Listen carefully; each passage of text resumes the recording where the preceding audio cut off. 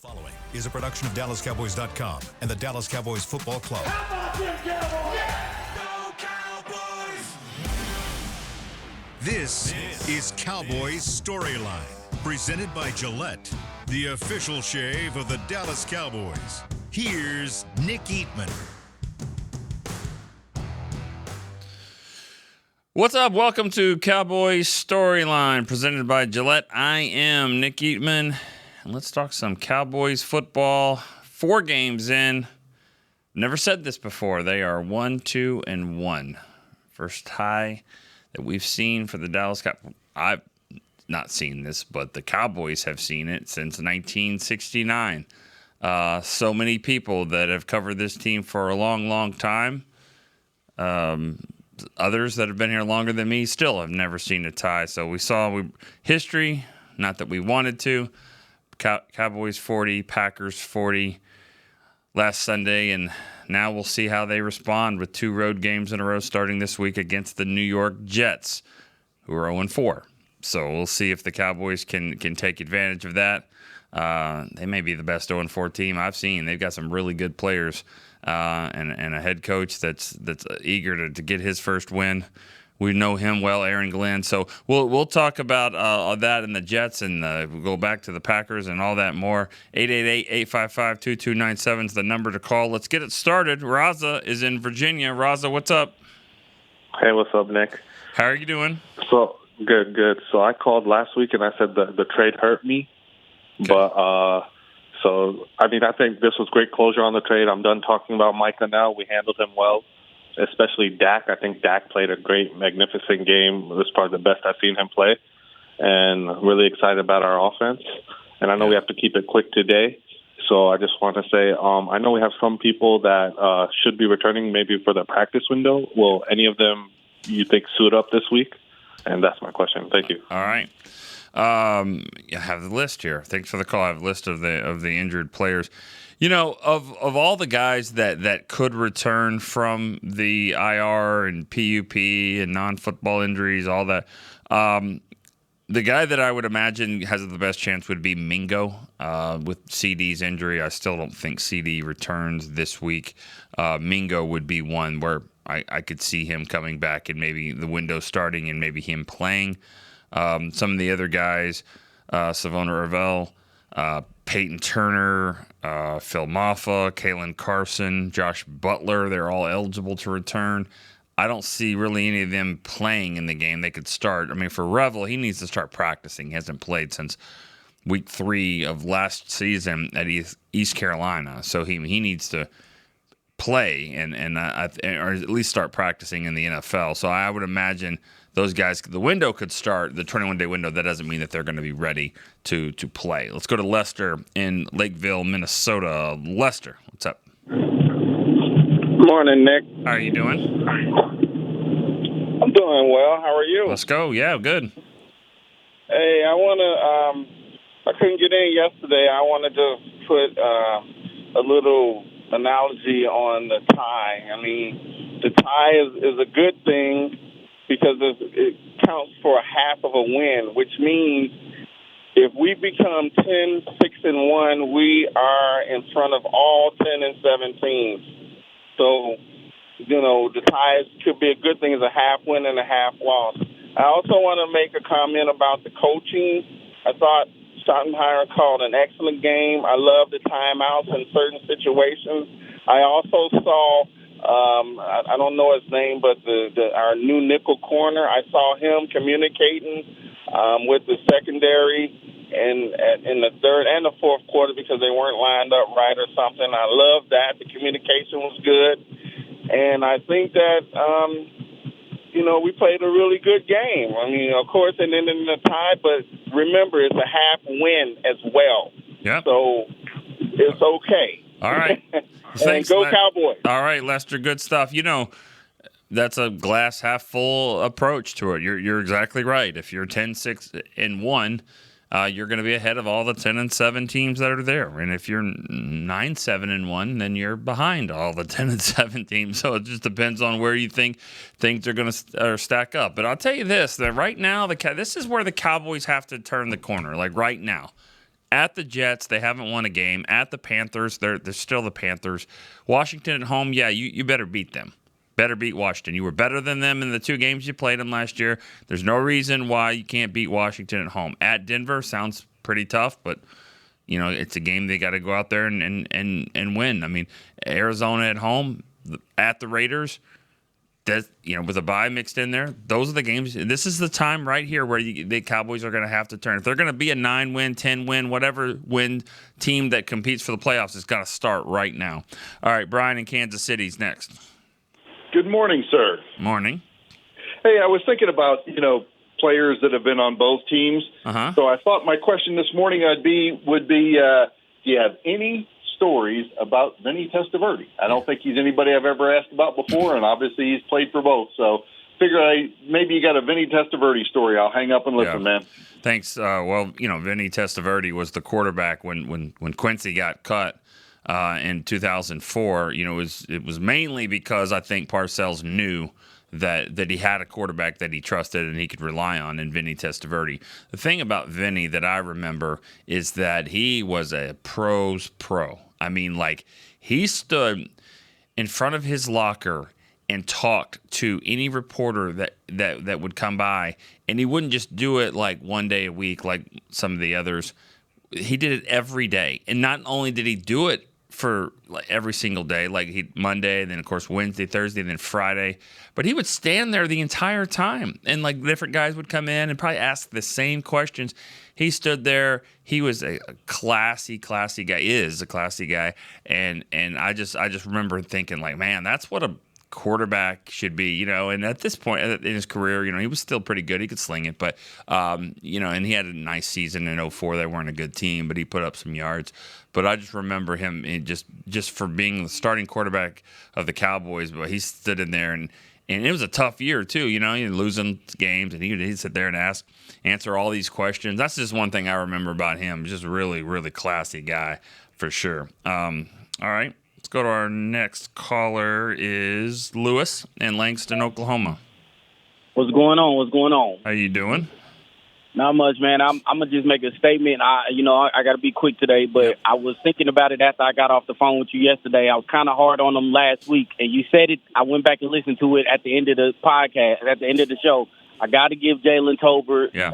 I got to give him some flowers. That man played hard the other day. He made some crucial catches, so I want to give him a shout-out for that because I was hard on him the week before. So I'll leave it at that, and I'll come back later on so I can let somebody else in. All right, I appreciate that in a lot of ways. Number one, thanks for being quick in and out today. Also, that's what we all do. At times, we have an opinion, and I like that. Hey, this guy needs to step up, or this guy's not playing well, or this guy is playing well. And I'm not saying you're wrong, okay, because he's not setting the world on fire, but Tolbert just gets more hate than I think. I mean, for what he is, just know what he is. He's not making a lot of money. I think I know what the problem is with Tolbert. I really believe if Jalen Tolbert wore number 16 and just kind of did his thing, whatever, everyone would be fine. But you wear number 1, you better be a baller. And now, that was a baller catch that he made. There's no doubt about it. But I think when you wear number 1, it's like, all right, there's a different expectation for him. But you keep making plays like that and making the most of the opportunities, and I think people are going to be just fine with Tolbert. Let's go one more question before we go to break. Jeremy in D.C. is next. Hey, what up, Nick? I hope doing? you ain't hurt nobody today, man. Nope. All right, man. Yeah, yesterday before I went off, I wanted to give my man Tiptoe Tolbert some love, too, but I had to get off the line. I didn't want to hold up everybody too late, you know what I'm saying? And then I want to say today, man, it looked like we know what we're doing when we get these players from the UFL, man. It's about to be a 3-for-3, ain't it? With the defensive lineman, then we got Turpin, and then the kicker. Yeah. Yep.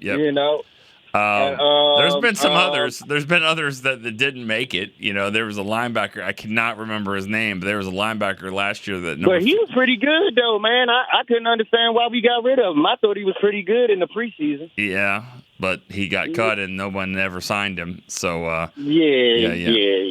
Can't remember his name. I did have another question, but I know I had to be quick, so it just slipped my mind. But I'll just talk to you tomorrow, Nick. All right. All right, man. Stay See out you of later. trouble. All right, thanks, Jeremy. Chris has got these guys whipped into shape so much they're forgetting what they're saying. Let's go one more question, actually. Sergeant Sue in Fort Worth, what's up, man? Hey, Nick, can you hear me? Yeah, how you doing? I'm doing well, man. Hey, the basic responsibilities of a linebacker, man, is to read the flow of the offensive line, read your keys, and fill in gaps.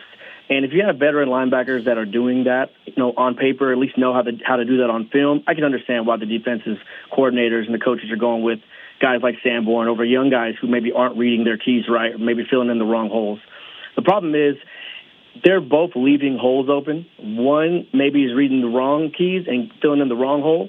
The other one is reading the right keys, but just not fast enough to fill in the hole. Yeah. So my thing is I would go with the younger guys who, like, if they're filling in the wrong holes, filling in the wrong gaps, leaving holes for the running back, they at least have the speed to compensate and try to make up for those deficiencies. Whereas our linebackers right now are reading the right stuff. They're just too slow to make it there. So that's where I'm at right now with the linebacker room, brother. I try to be really, really quick. Sure. What's your take on that, man? Yeah, that's a good point. I thought after 4 games, I thought Murray and Sanborn would be faster. I thought they'd be a little bit more physical.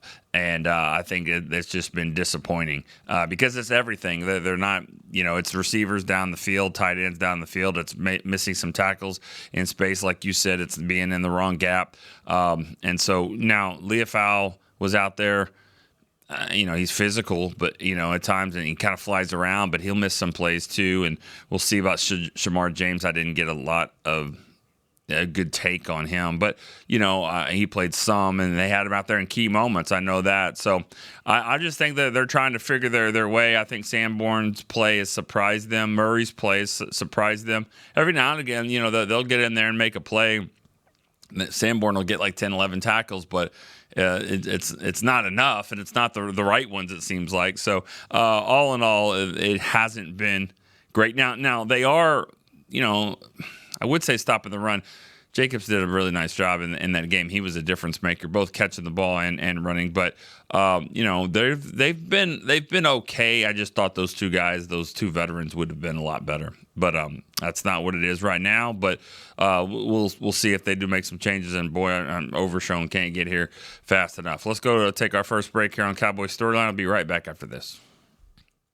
Cowboys fans, when it comes to navigating the ever-changing world of tax, your business needs a partner it can trust to tackle even your biggest tax challenges. Ryan is the largest firm in the world dedicated exclusively to business taxes. Our team of tax professionals has local expertise in all areas of tax and can help you uncover savings opportunities you didn't know you had. Learn more about how Ryan can improve your overall corporate tax performance by visiting Ryan.com. Ryan, the official tax partner of the Dallas Cowboys.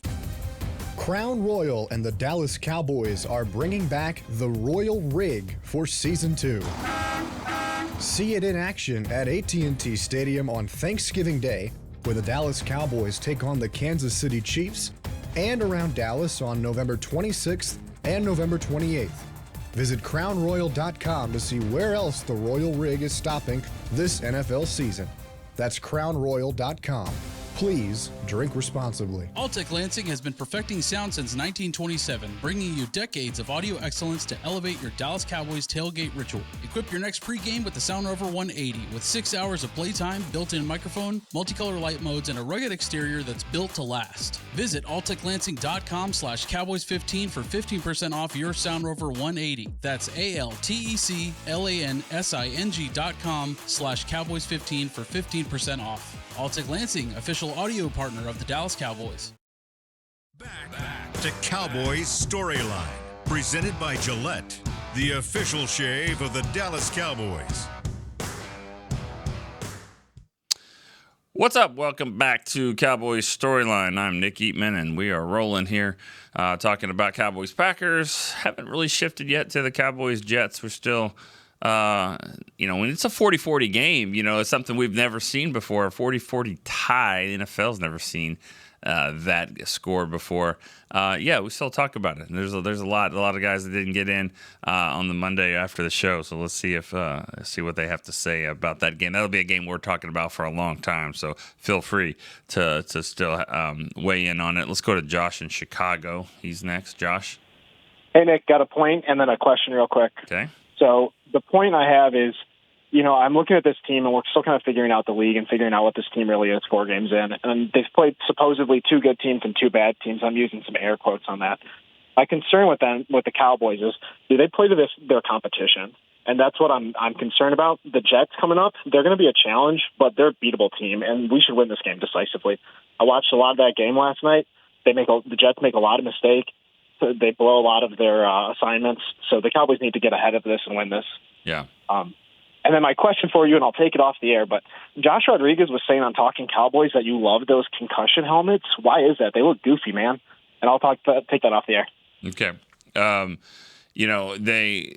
They obviously are there for a reason, and I think they look ridiculous. I don't know. I don't think he said that correctly. Obviously, he's messing around, but no, they're ridiculous looking, and I just think for the league. I understand that safety is a big deal for them, except for having to play teams on Thursday night every week.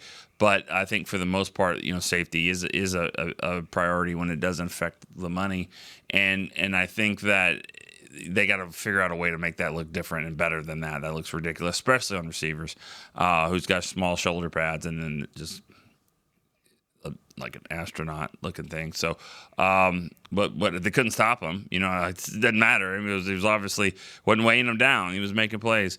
And then, the Jets. The Jets look like the best 0-4 team I've ever seen. I mean, they got a quarterback that scares you when he's running. They got a running back that's really good. They got one of the top 10 receivers in the league, I think, in Garrett Wilson. They got a top 2 or 3 defensive tackle in the league.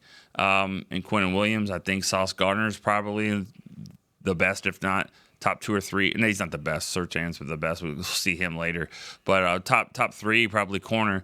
So they got great skilled players, but they haven't put it together yet for a win. But we've seen the Cowboys go up there and play the Jets team before. It was 2019. They weren't playing that great, and they come in and they beat them. So it's not going to be an easy game for sure. Sebastian in Savannah, Georgia's next. Good morning, sir. I'm doing well. How about yourself? Great. I'm going to get right to the 30-second starter report. This is a bad matchup, Mr. Eamon. They're coming in really desperate. They've had a very rough schedule. You're talking about Josh Allen, Aaron Rodgers, then Miami. They've played every game to a score. So this is my score prediction for this game. Obviously, you just mentioned everything that they have on offense and defense. 35-34. I think out of desperation, somebody goes for a 2-point conversion and ends up losing the game because of it. One thing that we can do to help ourselves this week is lean heavy on the run game. The only thing that Brian Schottenheimer's been missing out on is a little bit of time management to help your defense out. Lean heavy on that run game. We should pull it out. You have a good day. All right.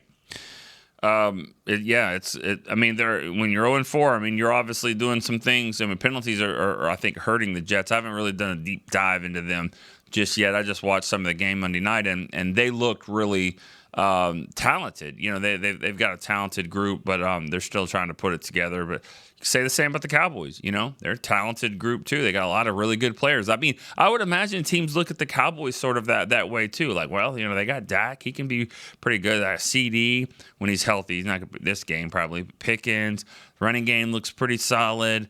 I guess that's where it ends. Defense just hasn't pulled, done their part just yet. But kicking game, special teams, Cowboys definitely have advantages there. But yeah, this is going to be one of those games, and it comes down to a couple of weird plays, sometimes early in the game, sometimes later. All right, let's go to Zach in Atlanta. What's up, Nick in Frisco? How you doing?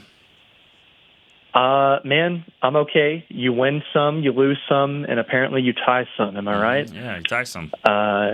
Just goofy. I think that game versus the Packers, ending in a 40-40 tie, is a microcosm of the Micah trade. Like, there's positives you take away, there's negatives. Yeah. Micah got a quote-unquote sack for 0 yards. Like, what's that about? It feels dead even right now as far as the trade goes. And I feel like the game was a reflection of that. It's volatile, crazy, but you're just feeling like, I don't really know how to feel about this. Exactly. And so, fun game regardless. I know you wrote about this, but I don't think it's come up on the show yet.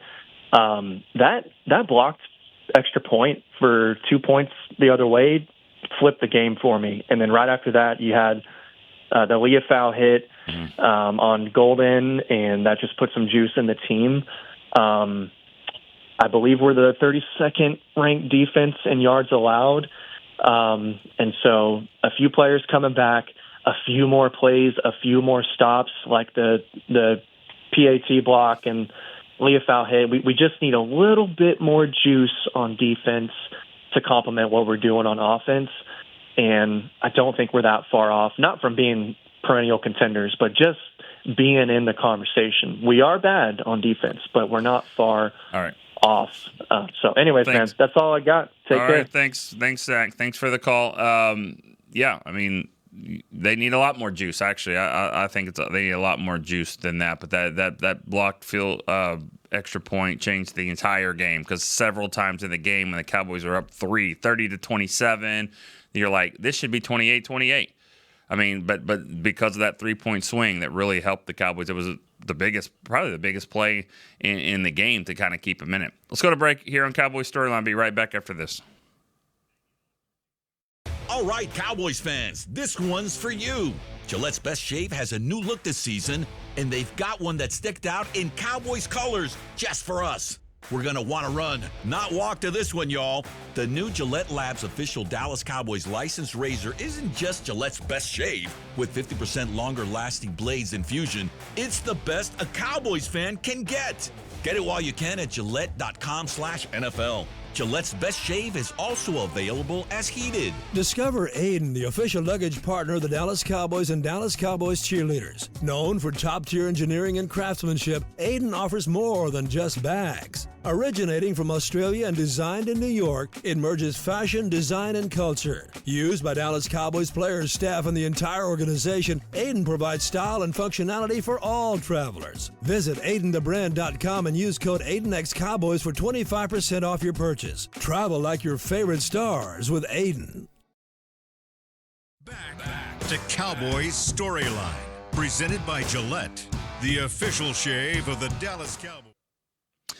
We've got a limited tickets still available for the 2025 Dallas Cowboys schedule. Visit DallasCowboys.com/tickets or SeatGeek.com, the official primary ticketing partner of the Cowboys. Actually, Cowboys don't return home till October 19th against Washington. Then they've got a game on Monday Night Football against Arizona on November 3rd. Those are the next two home games. Of course, we're focused on the next two road games. That's right in front of them, Jets and then Carolina.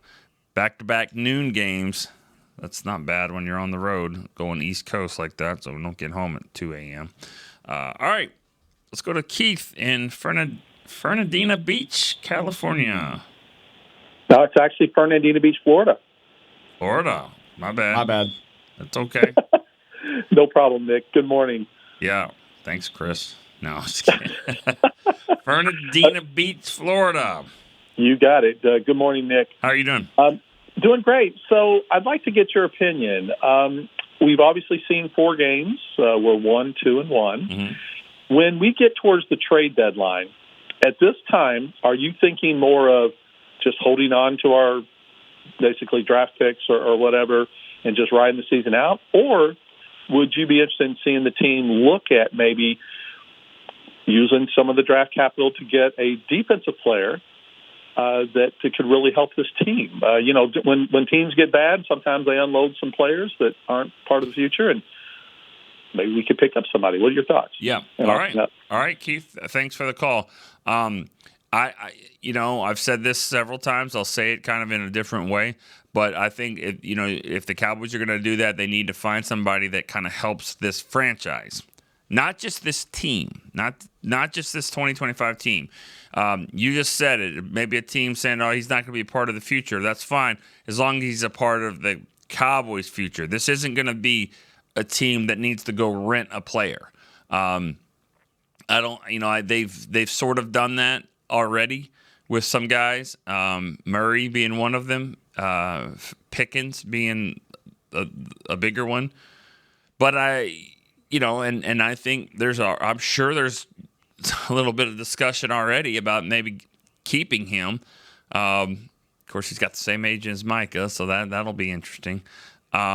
But, from an agent standpoint, if you can't separate the two, then you're not a good agent, and he obviously got the contract that he got for Micah. So, he's definitely a player's agent. But if you can't, if like I said, if you just can't separate the two, then you're not doing your job right, and you're not doing your player, justice at all. So I don't think that'll be an issue. Is what I'm trying to say. Is I think but now he's probably going to try to Pickett keeps playing like that, like he did the other night. He's got 3 touchdowns so far.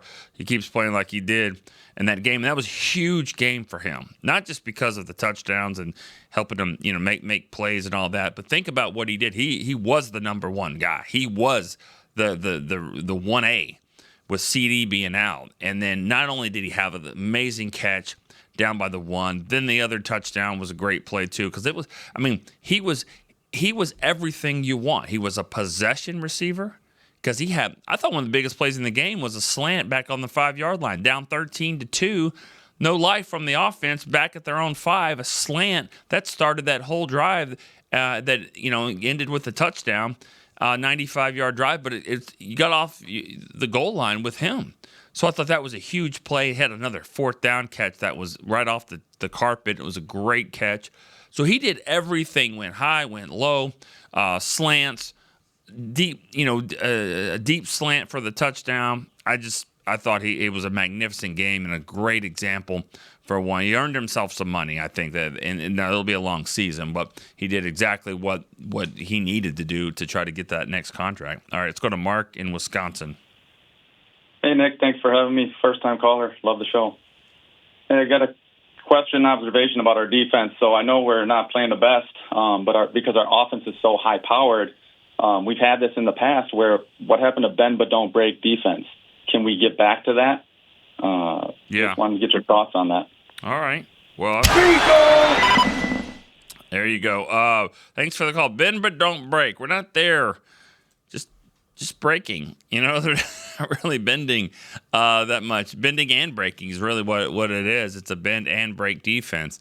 And that's what's happening. You get into the red zone. Now, this team's really not good at third downs, and I don't know what they rank. I have to look that up, but it just seems like every week teams are like the Packers. That game was even, right? 40-40. It was about as even as you can get. But they were 71% on third down, and so and then 4th down too. They had a couple of plays on 4th down that it just doesn't ever seem like it just amazes me when they actually do punt, because you're like, why? Or even kick a field goal. Like, you could get this. And so that's just a problem. It's still from the pressure. I thought the pressure was better in the game, but still not enough pressure, just too much time. And the communication's got to get better at the cornerbacks, and they got to figure out what to do with Diggs. Diggs has to play. There's no figuring it out. They got to figure out how to put Diggs in positions where he goes and makes the best plays, because he's a really good corner when he's doing things that makes him a good corner, and they got to figure out how to get him back there. JR in Avondale, Arizona is next. Morning, Nick. How you doing? Good. How are you? Enjoying the 75-degree weather in Arizona. But anyway, I move on to the Cowboys. Donovan Ezeraku looks like a different player to me. I watched the first 2 games, and in this game, he's making a difference. He's getting some pressures. I'm not a big PFF guy or anything like that, how many pressures he got, but he's around the quarterback, and his hit on the running back was devastating. It was a huge hit. And I think he's going to break out this week. I think he's going to have a couple of sacks, and he's going to start becoming the player we all thought he was going to be. And throw some props to Mozzie Smith. I think he's playing. He's not great, but he's definitely playing better than I've seen him play since he's been with the team. And good for him. Hopefully he keeps getting better. And last thing, we need to appreciate Tyler Smith. He's such a good player, and he had a play where Guyton got beat by Parsons, and he literally dove like Superman, got enough of Parsons to let Dak get the pass off. And you just don't see guards as big as him doing that. No. So we need to appreciate Tyler Smith more than, I guess we appreciate him. But last thing, I saw that the Green Bay Packers are not changing their name to the Green Bay Parsons since Parsons didn't tear the Cowboys up. So that's all I got. Have a great day. All right, thanks. Tyler Smith didn't play his best game. He really didn't. He had a couple of penalties, and it was surprising when you look at the guys there, that they did have to play him. I don't know what kind of grades he got, but I thought TJ Bass had a great game. Every time I was looking at him, he was moving his guy and holding up pretty good. You just expected a little bit more. And I'm not saying Tyler Smith had a bad game, because that's what happens with offensive linemen. Maybe you see a sack that they gave up or a penalty or whatever, and you're like, man, that's 2 for him. And really the rest of the game, he locked down. But, that play you're talking about when he saved Guyton there. And saved Dak is really what happened. He saved Dak more than anything, because he was flying in, and he's that strong where he was able to kind of knock Parsons off just enough. I think knocked Parsons into another guy. All right, let's go to Travis in San Antonio. Nick, happy Tuesday to you. Yeah, thanks, man. How are you?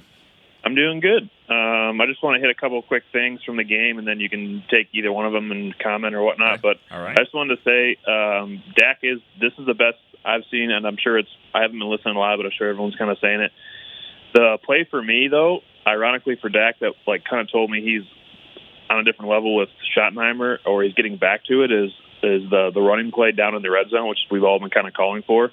To see him do that was kind of the moment for me that I was like, okay, he's back to what he was before.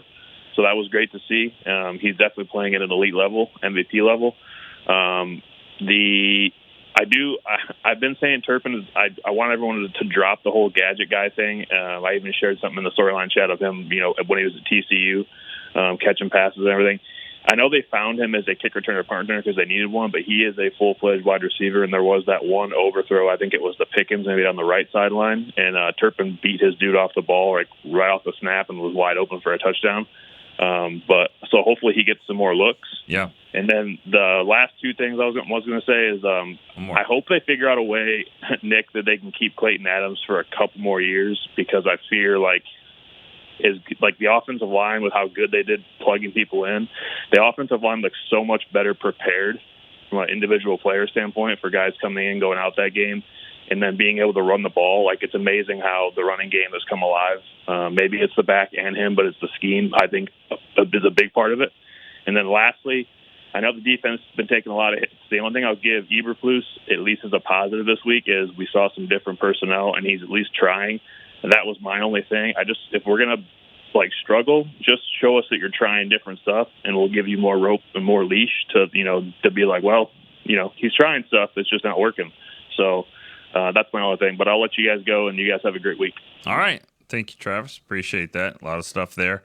The lines are open here on Cowboys Storyline, 888-855-2297. We got some text line questions coming in as well. We can maybe get to those, but I hear it all the time about can't get into the show. Well, this is the time. This would be the time right now to call. Travis had a lot of stuff. Turpin, I think he is a gadget player, and that's okay. There's nothing wrong with that. Wes Welker was, but he was great at it. Cole Beasley was that, and it comes down to just because you can't do everything with him, but he does things that some of your other receivers couldn't do. So it gadget, whatever you want to say, he's unique, and he's got a speed that's just out of this world, and you got to be smart with how you play him and where you put him, over the middle and things like that. But anyways, it was. I think he's really developing into a dynamic weapon for this team, and especially with what they have. You put CD and Pickens in there. You've got a sure-handed tight end. He's not going to be, he's not dynamic, I don't think, but he does make some nice plays, and he'll move the chains for you and break a tackle every now and again. You need him to break a little bit more. I think you appreciate Witten more than when you do. And Witten looked like a guy that was kind of lumbering around, but he was 10 yards just about every time. And, that you'd like to get Ferguson kind of at that level. So, all right, let's go to we got a text question here. This is Elijah from Phoenix. First time ever texting the show. What's up, Elijah? I believe we can compete against any team in the league with our offense. Downside is our defense has been bad. We're going to have to compete against every team we face. We're going to win these next 3 winnable games that are coming up. Well, he says we've got to win. Yeah. I mean, they're all winnable. I mean, he stops at 3 because I guess you stop at Denver. That's got to be winnable too. I mean, think about it. I mean, at Philly, and you had chances to win. Dak had the ball 2.5 minutes to go and put it in his hands of CeeDee Lamb 3 times, and he dropped it. I don't think he'll drop it again. But, I mean, if you can go do that at Philly on the opening night of the season, I think you can go into Denver or any of these places and win. So, I mean, when you talk about winnable games, now some are obviously more than others. Some you might be favored, some you won't. But I can't see a game on this schedule that you're like, they're not winning. They can't win that one. You could argue at Detroit, probably Thursday after Thanksgiving. Kansas City's going to be tough. With the defense playing the way it is now, I mean, it's scary. They've made Russell Wilson look great, and he's not even their starter anymore. Jordan Love always looks great against the Cowboys, and so you wonder what Mahomes and these guys would do. But you wonder what Justin Fields is going to do this week. All right, let's go to Chris in San Angelo is our next caller. Chris. Mr. Nick, how you doing today, sir? Good. How are you? Really good, thank you. One thing is, I haven't been able to comment on the Green Bay game yet. It's a tie. It was a little let down. They call him the sister kisser, and so I guess I'm kind of getting that now. So, but one thing I did notice during the game, I was looking at it, and I looked at Javonte Williams, and I was just like, okay, I love this guy, right? And so with him in there, obviously going to need some help. I don't know what the Sanders injury is, but are you hearing anything anything down the pipeline as far as what's going to happen with that position? Yes. And I'll let you go, buddy. I think so. I was just anticipating you were going to ask me about Jaden Blue. I think he plays this week. I think it sounded like he was pretty close for him playing last week. They just decided at the last minute to hold him out and keep Sanders in there. Sanders has an ankle injury. It's not that bad. It's not going to be an IR type thing, but it's probably going to be just enough to give them what they were trying to do is to figure out a way and a time to put Jaden Blue in there. Schottenheimer said that he's been practicing really well, so he's ready to play. And I think injury or not, I bet you he would have played this game. So I expect Jaden Blue to make his NFL debut this week against the Jets. And I think we all want to see it, because Sanders is fine. There's nothing special that I've seen, but solid, and from our back that can catch the ball and run and block. That's good. Now he's not the fastest guy. We saw that. Jaden Blue's not getting caught by a linebacker from behind. I know that. Now, is he going to do all the things he needs to do? We're about to find out, but it sounds like he's ready to go, and that will be one thing to look at this week. All right, let's go to Esteban in Austin. Esteban, you there? We lose him? He's up now. What's up, man? Hey, how's it going, man? Good. How are you? Doing all right after that tie, but just a couple things I wanted to comment on, and one of them, which is I'm liking the direction the team's going. Schottenheimer early in the year promised to have a good run game, and he's kind of delivering. I feel like he's really helped the offensive line and the running backs with his scheme. I don't think I ever saw anything like this with McCarthy, even though he wasn't a run guy. But I think it's also helped Dak to perform at an elite level. So I'm really liking that. The other thing I was kind of hoping to see, I know Ferguson's not the biggest yak guy. He doesn't really gain a lot of yardage. I'm kind of hoping to see Brevin Spann-Ford get some passes thrown his way. I don't know. What do you think? All right. Thanks for the call. Spann-Ford, to me, he's got to be in there more than Schoonmaker. I mean, that's the next step for him. They obviously, they paid Ferguson. He's going to be here. He's going to be your starting tight end. He's going to be the guy that plays the most.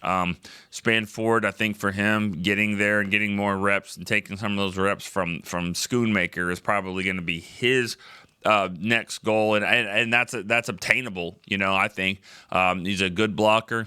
He's a good pass catcher. Big target. Just like Schoonmaker, they're kind of the same. He's, Spanford's a little bigger, probably a little tougher, I think maybe.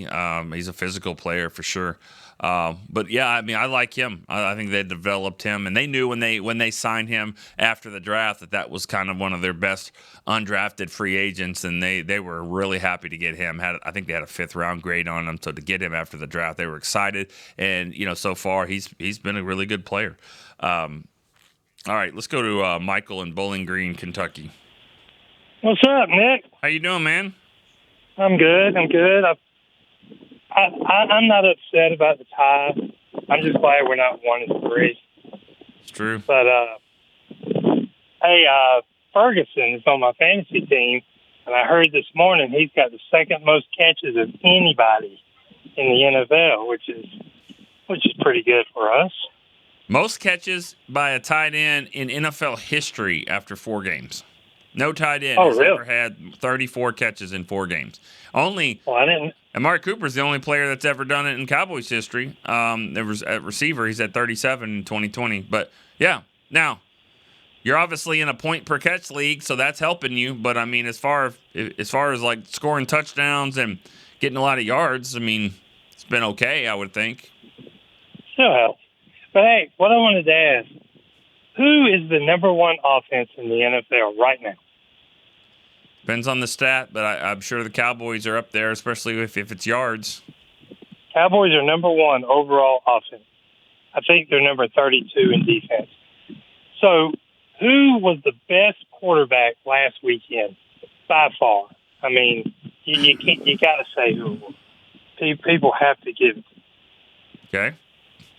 Dak. Okay. Why, with all that, why didn't they go for it on 4th down in overtime instead of kicking a field goal? Yeah. Do you think they should have, or do you think the field goal was the way?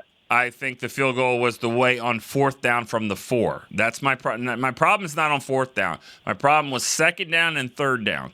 With Javonte running the way he's running, I don't think if you would have run him 4 times in a row, they've already done 1. I don't think they're stopping him. And you could change up how they run and maybe do the wildcat again or fake that or whatever you want to do. But one way or another, I would have kept running the ball there and getting closer. And if I get inside the 2 on 4th down, then I am going for it. And if I don't make it, then I've got him pinned back there. And I hope maybe you get a game-winning safety or something like that. Who knows? But if you were closer, I would have done it. And I would have made sure on 2nd and 3rd down that I was closer.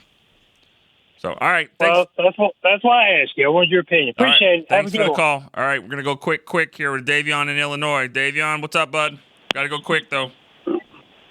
What's going on, Big Dog? Just wanted to say happy to hear that Jaden Blue's going to get a chance to play this week. Hopefully he can do what we all hope he can do is add some juice to the offense. And I guess I hit you back this week. I wanted to get at you about your take about Jalen Tober yesterday on the show as you close the show, but I ain't got time to get into it right now. But yeah. All right, I'll talk about him. All right. Thanks, Davion. I know that was quick, man. That's my guy. I hate having to do that for these guys at the end of the show, but the thing about it is, Tolbert, he is what he is, man. He's not the biggest, he's not the fastest, but he's got pretty good awareness. Had a nice sideline catch, great sideline catch. It was a phenomenal play. And sad that they didn't score there. They scored, maybe they win the game. You're going to look at that play as the game-changing play. But it was a phenomenal catch by him for sure. And I think he's doing a nice job Pickens is the guy on the, he's the dude on the other side.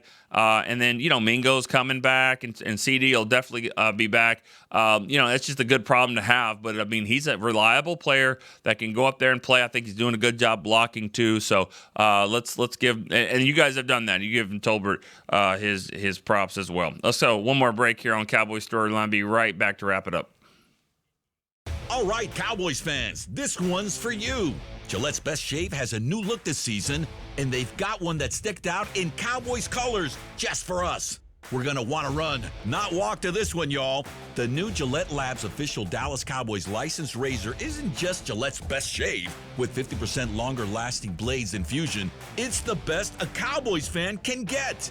Get it while you can at Gillette.com/NFL. Gillette's Best Shave is also available as heated. Discover Aiden, the official luggage partner of the Dallas Cowboys and Dallas Cowboys cheerleaders. Known for top-tier engineering and craftsmanship, Aiden offers more than just bags. Originating from Australia and designed in New York, it merges fashion, design, and culture. Used by Dallas Cowboys players, staff, and the entire organization, Aiden provides style and functionality for all travelers. Visit AidenTheBrand.com and use code AidenXCowboys for 25% off your purchase. Travel like your favorite stars with Aiden. Back to Cowboys Storyline, presented by Gillette, the official shave of the Dallas Cowboys.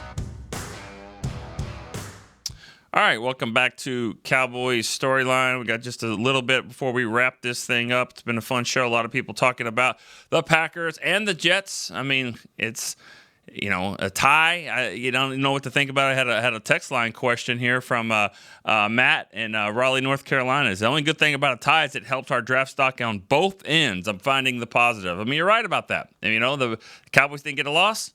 Packers didn't get a win. So one way or another, everything they do is tied to your draft status for sure. So, all right, it's a big week for the Cowboys. They've got to beat the Jets. They got Jets, Carolina, back-to-back road games. This is when you start turning the corner here and getting this thing turned around. The Cowboys at 1-2-1 just sounds weird to say because it is weird, but the Cowboys got to get this thing fixed, and I think it starts this week against the Jets. Fun times. We'll be back next week to talk about it with you guys.